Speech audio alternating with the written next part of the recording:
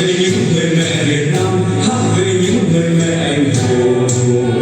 Đời dân hiến dâng nổi mẹ sông giữa giang lao, vì đất nước hy sinh là cuộc đời.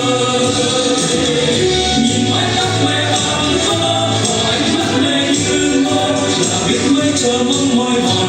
Từng đứa con ra đi không bao giờ trở lại. Chỉ câu hát dù không bên lối, chỉ câu hát cuộc đời mẹ dù là trẻ mãi mẹ ơi.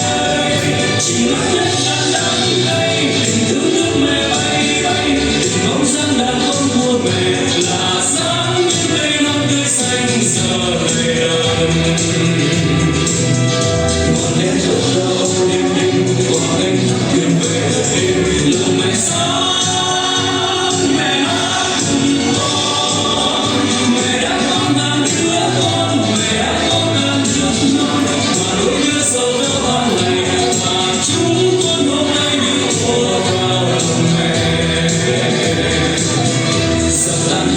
Xây quê hương như đi bắt một đội hàng mong để rực rỡ miền Nam.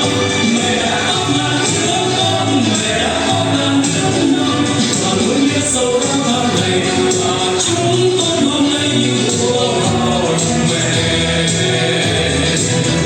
Lại nghe hát ru con bên đôi, mẹ lại kể câu chuyện ngày xưa, mẹ trẻ mãi.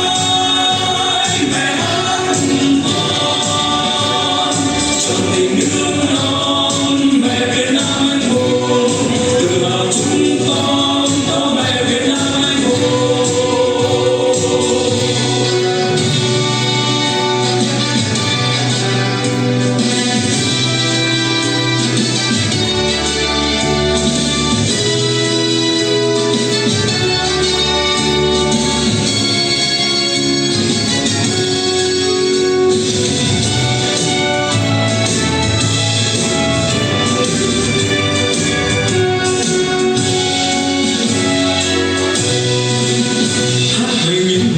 Việt Nam hát về những người mẹ anh hùng.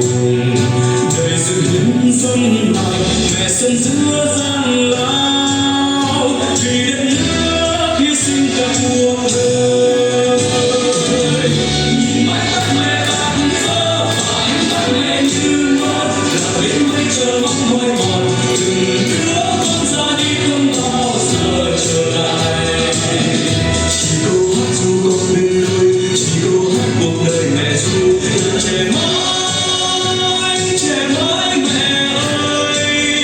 Chỉ ngắm nét ngàn đắng cay, tình thương nước mẹ bay bay, tình bóng dáng đàn ông của mẹ là sáng những cây non tươi xanh giờ đầy đầm.